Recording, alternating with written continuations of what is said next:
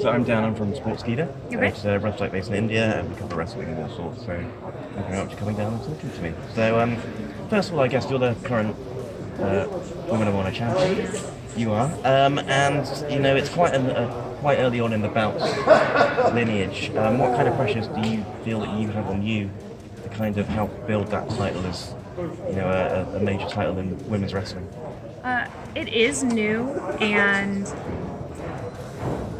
a lot of people have a lot of different opinions on, you know, how things should be produced and how stories should be told, and there's so many different ways to tell stories. So I try to do my best just to tell my story in the best way I can and make people feel something either way, whether they like it or they don't like it, and try to use the platform positively. And I think in a lot of ways, I think that outside of the ring is even a better place sometimes to build something like that, because it's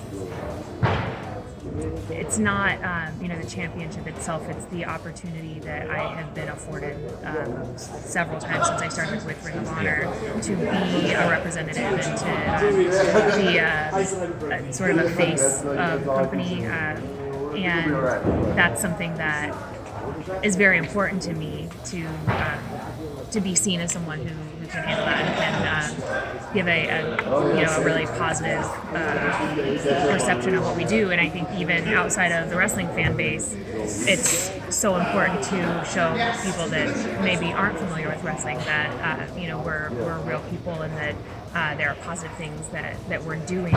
So I think building it in the way that people understand what it stands for and can respect that is important. But ultimately, you know, it's everything we do is a story, and it's part of the story. Sometimes it's the catalyst to the story. So just telling the story is what's important to me and what I'm really happy to be a part of. So you are a three-time champion now, which is fairly incredible, really. Again, considering how long the title has been kind of a major thing in Ring of Honor. Some of the other people you share that title with are legendary wrestlers, Sumie, Sakai, Mayu, Iwatani. What was it like to kind of wrestle those women? It's both of them are very different, and they're very different from each other as well.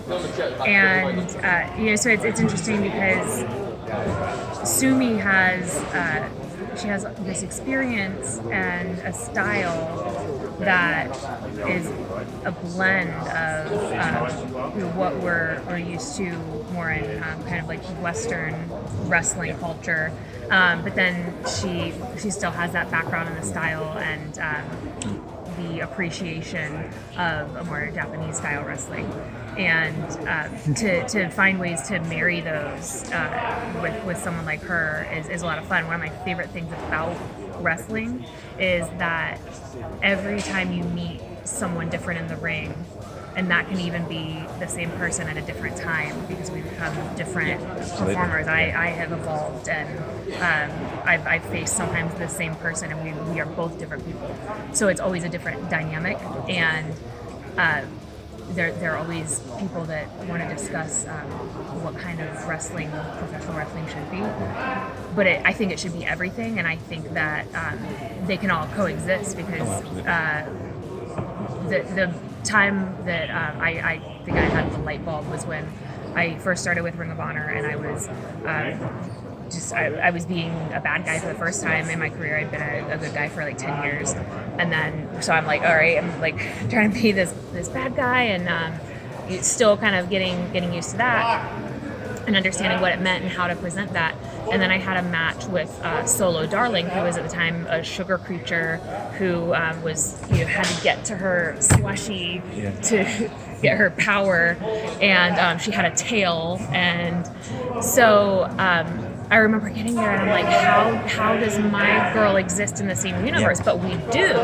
And what's funny is that I realized reacting to her as if she shouldn't exist in my universe was exactly the right thing to do. It's not me, okay, well, I go and I pretend that this isn't normal. It's like, no, it wouldn't be normal, and that's part of the story.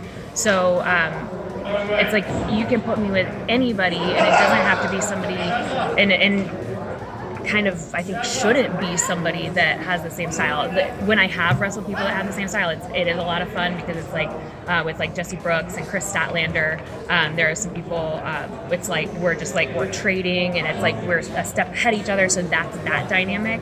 And then there's when you've got someone who is like Mayu is like in the air, and it's like, okay, how do I use what I do to, I'm trying to bring her to my playing field, and she's trying to bring me to hers, and I'm not doing that, and so it's always interesting. And then with me, as I evolve, and whether it's being a heel or a face, or just evolving, because I try to bring in different disciplines. I have a dance background, I have a softball background, and then I have done some training in boxing. I just try to like take learning opportunities wherever I can. I grew up around amateur wrestling, so that's why I have always really just gravitated toward the technical wrestlers and the technical style. But to bring all of those together, and then as like the boxing, some of those things evolved because maybe like 3 years ago, I had an opportunity to start training with a coach, and I loved it. And I was like, okay, this can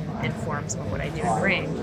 And then if I start studying a new discipline, then I can find ways to infuse that. That's how I evolve as a performer and a character, and as any athlete, if we're talking in terms of what we're representing. That is what any athlete should be doing if they want to, continue their career and improve their career. Even when I was playing softball, it's okay. Well, what am I good at, and what are things that I can improve on, and how can I do that, and who can I go to? So, like it was the same when I was doing softball. I usually played 3 seasons a year. I would on my off time, I would be going to like hitting clinics. A batting coach. I was the only girl he ever coached, and like going to speed clinics, because I'm not fast unless everybody else is slow, which I was on a team where I was like, they were having to play like second base and like DH, and I'm like, how am I the fast one? But then on the same token, realizing like, okay, that speed is not my strength, but I can anticipate things, so I can make up for it. And running the bases, I'm aggressive, so I would just scare people, because they're like, why is she running at me, and not know what to do and make mistakes? So I could make up for it that way. And I do the same thing with wrestling. It's like, okay, here are my strengths, and here are the things that that are effective, and I know that my facial expressions are something that people often will bring up, and so then it's like, okay, so I've got that, but now how do I find ways to show that better, and how do I become more comfortable with spending time with the camera, and having that quiet and letting it breathe. So as a performer and as an athlete, it's like you should always be evolving. Absolutely. Obviously, you've been in Ring of Honor for a few years now. You were at Stardom. I think it was the last one, year before? Both. Okay. Mm-hmm. Yep. Sorry. Yep. You're right. And so, how are those two places different? Is it kind of the same thing, but you have to adapt a little bit? You do.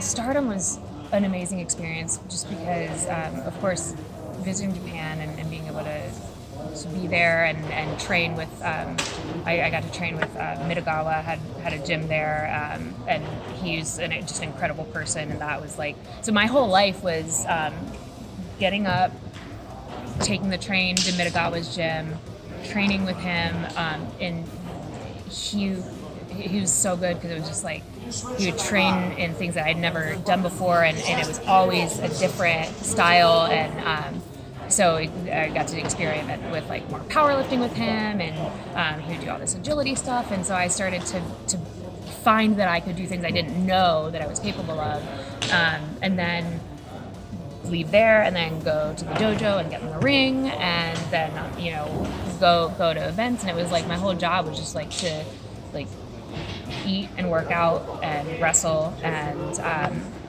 I didn't have to worry about other things. I think that's why it works, because it's like, all right, I'm here, and this is all I've got to do. So I didn't have to worry about when I'm home, like putting gas in the car, or like whatever it is. It's like I can tune all that out and just have the freedom. So that was just, I loved it and I love it, and I'm so fortunate that I got the opportunity because I was at Ring of Honor, and I've been able to take part in a lot of opportunities because of my involvement with Ring of Honor, and all of those things. Like I learn. Sometimes it's just like different culture and different philosophy, and just all these different kinds of experiences. Learning what I'm capable of with Japan. It was like that. I did one time a 3-week tour in Canada where I was wrestling every single day, and I didn't know how I was going to be able to react, and I didn't know if I was going to be able to go to the gym every day. And I remember, like, about halfway in, I was like, I feel really good, and I was getting up and going and working out at a gym every day, and then wrestling every night, and we weren't phoning it in. I was wrestling Jordan Grace, and we were beating the snot out of each other, and challenging each other and trying things and pushing each other. And it was like I found that I was like, oh, I could do this.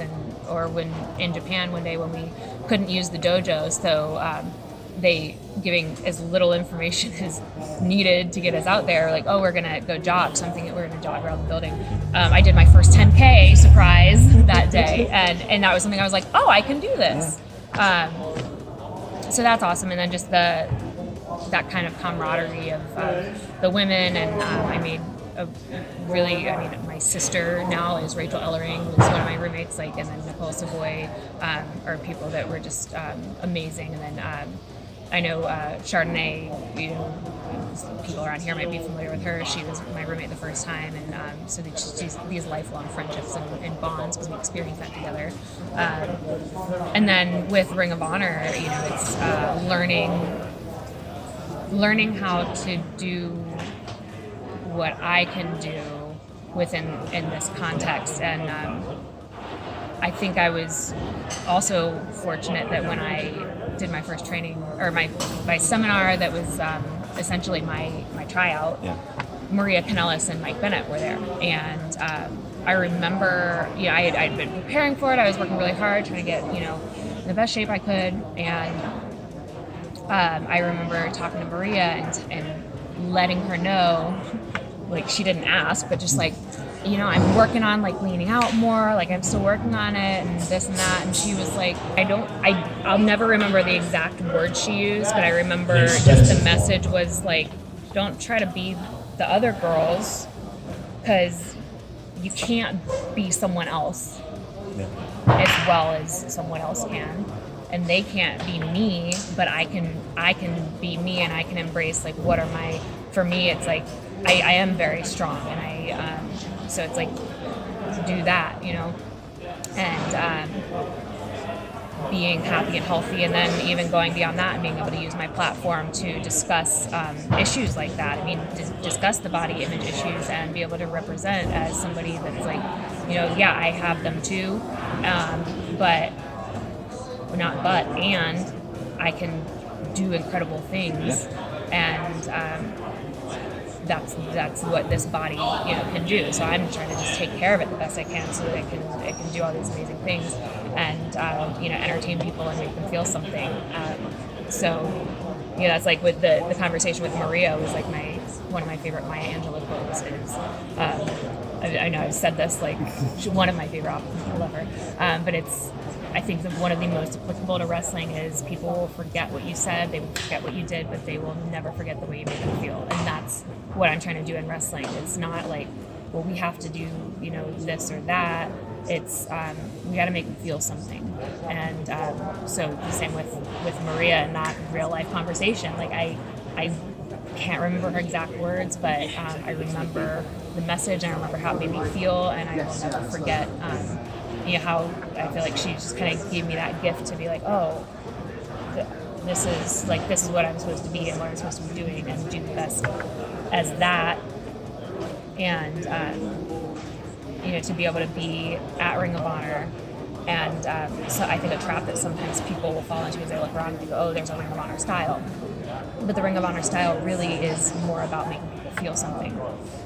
It's not about the moves you use. Sometimes it's yes, it's exciting. My sister's a competitive gymnast, and does awesome stuff. It's very exciting, and you can use those as tools to make people feel something. But ultimately, it's about who am I, what can I do, and how do I use that to be compelling and tell a story and start a conversation, or kind of share some kind of a message, or even just make people feel like they had a good time, and make them feel like they're part of something, like this community.